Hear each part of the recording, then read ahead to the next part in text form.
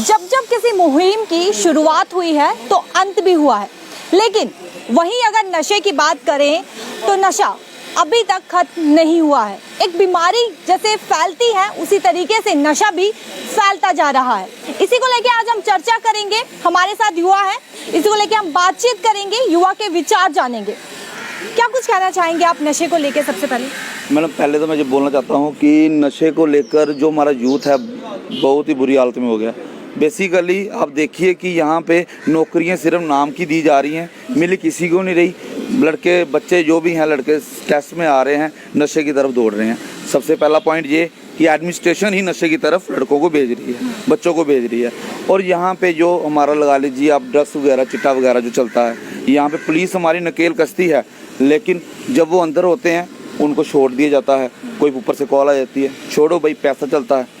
मैं ये कहना चाहता हूँ कि आपके चैनल के माध्यम से कि नशे पे एक अलग से टीम बनाई जाए जो कि नशे के ऊपर ही फोकस करे और जम्मू कश्मीर के यूथ के साथ खिलवाड़ नहीं होना चाहिए और नशे को नशा मुक्त जम्मू कश्मीर बनाए, ताकि आने वाले टाइम में जो हमारी नस्लें हैं वो ये ना बोलें कि हमारे जो पूर्वज थे वो नशा ही करते रहे।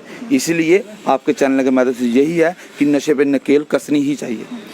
सरकार ने नशा मुक्त अभियान कैंपेन जो है वो चलाया था, लेकिन फिर भी कोई असर जो है वो देखने को नहीं मिला, तो क्या कहना चाहेंगे इस पर? जब आप किसी चीज़ को खामखा सिर्फ मीडिया को दिखाने के लिए और ऐसे ही अपना खाना पूर्ति के लिए करेंगे तो उसका तो कोई असर ज़मीनी सतह पर नहीं होगा। मैं आपको बताना चाहता हूँ कि आज से 5 साल पहले की स्थिति और अब की स्थिति में इतना निराशाजनक असर है कि आप देखकर हैरान रह जाएंगे।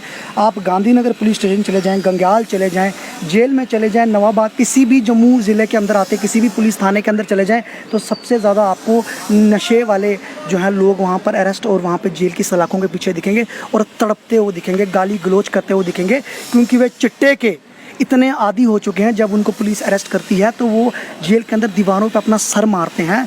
और मैं आपके समक्ष एक सच बात रखना चाहूँगा। चंद दिन पहले SHO गांधीनगर पंकज शर्मा जी ने हम छात्रों को बुलाया ताकि वो हमें बता सकें कि जो लोग चिट्टे के शिकार हो चुके हैं, चिट्टा नशे के शिकार हो चुके हैं, जब वो अपनी सीमा से बाहर हो जाते हैं तो उनकी हालत कितनी दयनीय हो जाती है। मैं आपके चैनल के माध्यम से लोगों तक ये बात पहुंचाना चाहता हूं कि कानों को हाथ लग जाते हैं, उनकी स्थिति देखकर आंखों से आंसू आ जाते हैं। जब हम गांधीनगर जहाँ पे पुलिस स्टेशन पहुँचे, सर ने SHO साहब ने हमें वो 2 लोग थे चिट्टे के वहाँ पकड़े हुए, वो जब दिखाए तो आंख से आंसू निकल गए।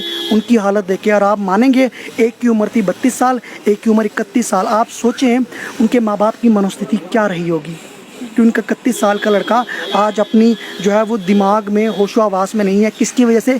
चिट्टे की वजह से। जहाँ उसको माँ बाप की सहारा बनना चाहिए, आज वो चिट्टे की जो है वो शिकंजे में आ चुका है और उसका बस नहीं है काबू में, तड़प रहा है कि मुझे दो, नहीं तो मैं मर जाऊँगा। क्या पता शायद वो मर भी सकता है, क्योंकि वो चिट्टे का इतना आदी हो चुका है और चिट्टा धड़ल्ले से बिक रहा है। पुलिस अगर इतना ही जो है, मैं कहना चाहता हूँ मैडम, अगर किसी ब्यूरोक्रेट का कुत्ता गुम जाता है तो रातों रात जो है वो उसको ढूंढ लिया जाता है, पर ये चिट्टा शरेआम पाकिस्तान से अलग अलग बॉर्डर से यहाँ पर आ रहा है तो ये इनको नहीं इनसे पकड़ा। बॉर्डर पे कौन बैठा है? मेरे जैसे आप जैसे लोग तो नहीं बैठे, पैरामिलिट्री बैठी है। उसके बाद पुलिस का काम है नाके पे चेक करना, लोगों को पकड़ना, पर शायद किसी तरह से शायद पैसा नीचे से ऊपर तक पहुंचता है, तभी मैं कहूं ज़मीनी सतह पर यह हालत है कि उसको कंट्रोल नहीं किया जा रहा। इस चिट्टे के नशे की वजह से, मैं साफ तौर पर चिट्टे पर रहूँगा, चिट्टे के नशे की वजह से यहाँ क्राइम रेट भी बढ़ रहा है, चोरियां बढ़ रही हैं, क्योंकि जब आप एक एट द एंड जब आपके पास पैसे नहीं होंगे इसको ख़रीदने के लिए, काफ़ी महंगा ये नशा है, उसके बाद आप क्या करेंगे? जब घर के बर्तन और चकाटे तक बेच देंगे तो लोगों की स्कूटियां, बाइकें और गाड़ियां ही करेंगे। जब वो भी नहीं होगा तो किसी के 10,000 रुपये, 1,000 रुपये में सुपारी लेंगे। क्राइम रेट भी बढ़ा रहे हैं, लोगों की नस्लें ख़त्म कर रहे हैं। हाथ जोड़कर विनती है लेफ्टिनेंट गवर्नर के महोदय से कि पुलिस को सख्त ऑर्डर्स दिए जाएँ कि इससे संलिग्ध कोई भी व्यक्ति आपको मिलता है तो उसको जेल में ना रखा जाए, उसको कड़ी सज़ा दी जाए जल्द से जल्द, ताकि ये चीज़ जो है आने वाली नस्लों तक ना पहुंचे। क्या लगता है आपको कि सरकार और पुलिस अपना काम अच्छे से नहीं कर पा रही है? मतलब मैम जैसे बख्शी भाई ने बोला और दूसरे भैया ने बोला अभी तक कि क्या करना चाहिए, मैं आपको एक बात बताता हूँ, अब रियलिटी पे आता हूँ। क्या ये डीजीपी पुलिस ये बोल सकता है कि मेरा कोई एसएचओ, मेरा कोई एसपी या मेरा कोई ऐसा बंदा कोई नहीं जो नशे को बढ़ावा दे रहा है? अगर पुलिस ये दावा करे ना कि हमारा कोई बंदा इन्वॉल्व नहीं, बंदे इन्वॉल्व हैं, जब तक ना गवर्नमेंट के बंदे इन्वॉल्व हों। जब मुद्रा गुजरात पोर्ट के अंदर 30,000 करोड़ की चरस पकड़ी जाती है, उस पर कोई नेशनल मीडिया कोई बात नहीं करती है, लेकिन शाहरुख खान के बेटे से 10 ग्राम की चरस वो निकलती भी नहीं है और उसको जेल में डालती है, तब पता चलता है कि हर मुद्दे की यहाँ पे सियासत होती है। आम जनमानस, आम लोगों की किसी को कोई फिक्र है नहीं। आप बोलो मुझे कोई चरसी होता है, कोई शराब लेके आता है, कोई गांजा लेके आता है, चौकी पे कौन छोड़ता है उसको? नाके लगे ना हर जगह, तो अगर ऐसे नाके लगे तो फिर वहाँ चौकी से कौन छोड़ता है? पुलिस इन्वॉल्व है, बड़े बड़े लोग इन्वॉल्व हैं, लेकिन सरकार उन पे कभी उन्हीं कैसे की सिर्फ पॉलिटिकल मुद्दा उठाएगी। अगर कोई बंदा किसी पार्टी का है, दूसरी पार्टी का है, उनको टारगेट करेगी।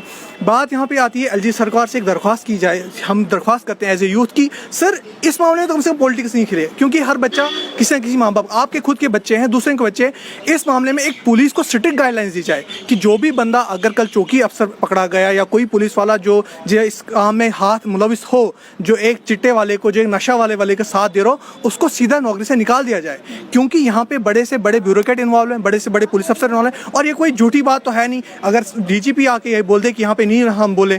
क्योंकि हाँ, दूसरी बात रही है कि आम जनमानस या स्कूल में, यूनिवर्सिटीज़ में हर एक टीचर की ये काम है, हर एक दायित्व है दोस्तों का भी कि आपस में देखें एक दूसरे का। अगर दोस्त वो होता है जो दूसरे दोस्त का कोई गलत में देखे उसका साथ दे और उसको रोके कि भाई ये काम गलत है, और उससे भी ज़्यादा माँ बाप का है कि माँ बाप अपने बच्चों के साथ बैठे, टाइम स्पेंड करें। परसों मैं वीडियो देख रहा था, एक आंध्र प्रदेश की 23 साल की यूट्यूबर ने अपनी जान ले ली लाइव वीडियो पे आके। क्यों? कहता है कि मेरी माँ भी ड्यूटी जाती है, मेरा बाप भी ड्यूटी जाता है, मेरे को कोई पूछता नहीं है, मेरे दोस्त नहीं है ना, मैं उनसे टाइम स्पेंड करता हूँ, मैं किस लिए यहाँ पे हूँ? उसने लाइव वहाँ पे सुसाइड किया। क्यों? क्योंकि यूथ परेशान है। ऊपर से आपने 2019 के बाद यहाँ पे घोटाले क्या लगता है आपको कि माँ बाप अपना रोल, अपना परवरिश जो है वो अच्छे से नहीं कर पाते, तो इसीलिए यूथ बच्चा जो है वो नशे की तरफ चले जाता है? मसला यह है कि माँ बाप बच्चे की केयर नहीं कर पा रहे। हर एक दुनिया की लालच में ऐसे जुड़ गया है, माँ भी पैसे कमाने जा रही, बाप भी पैसे कमाने जा रहे, बड़ा भाई भी पैसे कमाने, लेकिन जो छोटा बच्चा घर में है, जो नादान बच्चा, जो 18 साल से कम, जिसकी कोई उतनी समझ नहीं है, वो जब घर में अकेला पड़ा रहता है तो ऐसी सोसाइटी में मिल जाता है, ऐसे बच्चों के साथ मिल जाता है जहाँ पे उसको टाइम, एक इंसान को क्या चाहिए? टाइम स्पेंड करने के लिए दोस्त चाहिए, रिश्तेदार चाहिए, माँ बाप चाहिए। जब माँ बाप बिजी हैं, जब हर कोई अपने अपने काम में लगा हुआ है, तो बच्चा जो घर पे पड़ा है या किसी मेड के हवाले या किसी जो घर में सर्वेंट होता है उनके हवाले, तो सर्वेंट क्यों करेगा उसका काम? उसकी केयर क्यों करेगा? वो बाहर घूमने जाता है, नए बुरे लोगों के साथ जब उसका साथ बन जाता है तो फिर ऐसे गलत काम में लग जाता है। तो यहाँ पे सबसे ज़्यादा जिम्मेदारी तो पेरेंट्स की है, उसके बाद स्कूल वालों की आती है कि बच्चे की केयर करे, उसकी जो काउंसलिंग करे, उसको देखे क्या कर रहा है बच्चा। ये सबसे ज़्यादा पेरेंट्स की जिम्मेदारी, उसके बाद सरकार की आती है, उसके बाद पुलिस की आती है, और फिर जब सोसाइटी की आती है, सोशल ऑर्गेनाइजेशन जो होती है, एनजीओ होती है, उनका काम होता है कि अवेयरनेस फैलाया जाए। और माँ बाप को सबसे ज़्यादा मैं कहूँगा कि उनको ध्यान देना चाहिए अपने बच्चों पर कि जब वो नौकरी जाते हैं तो उसका बच्चा पीछे क्या करता है, किसके साथ होता है, उसकी सोसाइटी कैसे, उसके दोस्त कैसे। फ्रीडम के नाम पर कहीं ऐसा ना हो कि कल को आप रोना पड़े जब आपका बच्चा इस हालत में हो कि उसको नशा के बगैर ना रहना पड़े। इस पर आप क्या कहना चाहेंगे? देखिए, मैं आपको यही चीज़ बताना चाहता हूँ कि घर घर नशा बिकना स्टार्ट हो चुका है। अगर बात की जाए अपने मोहल्लों की, मोहल्लों में लड़के ऐसे हैं, एक कोई लगा रहा है तो दूसरा देख रहा है, दूसरे का भी मन कर रहा है करने का। ये चीज़ें क्यों कर रहा है? क्योंकि उसके पास, उसको अगर पूछा जाए कि क्या प्रॉब्लम आ रही है, उनको यही है कि जॉब ही नहीं है।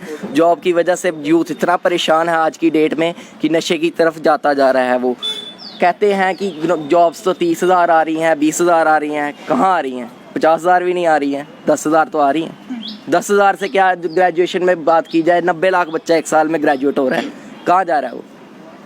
उनको जॉब्स 10,000 दी जा रही हैं सिर्फ।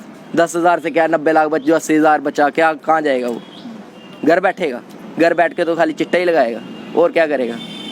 मोहल्लेदारों की बात की जाए, मोहल्ले में कोई किसी को कुछ नहीं पता किसी का बच्चा क्या कर रहा है, क्या नहीं कर रहा। अपने अपने सब लगे हुए हैं, किसी का कोई ध्यान नहीं रखता कि अपने मोहल्ले वालों को भी ये चीज़ देखनी चाहिए कि हमारा यूथ क्या कर रहा है। पूरी हर एक बच्चे की पूरी जानकारी रखनी चाहिए कि बच्चे, हमारे बच्चों को ना ख़राब करें। अब कॉलेज की बात की जाए, कॉलेजेस में भी ये चीज़ें शरेआम चल रही हैं, यूनिवर्सिटियों में चल रही हैं। लड़के आगे पीछे एक दूसरे को बढ़ावा दे रहे हैं इस चीज़ों को करके।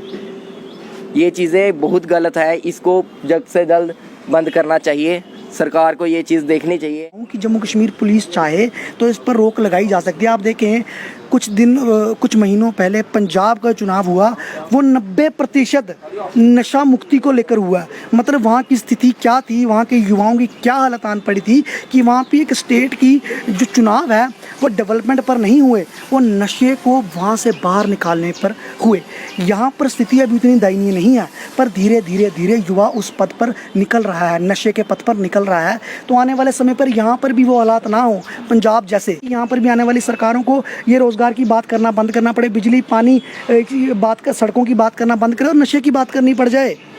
तो इसीलिए आपके समक्ष एक बात है कि पुलिस अपना काम अगर बखूबी से करे और हायर एडमिनिस्ट्रेशन और पुलिस को मैं हिंदी में एक लफ्ज़ करूँगा, डंडा करे, उनको एक सीधा ऑर्डर हो कि इतने दिन में इतने लोग पकड़ो, क्योंकि हर मोहल्ले में जो चिट्टा बेच रहा है पूरे मोहल्ले में उस व्यक्ति का नाम पता होता है।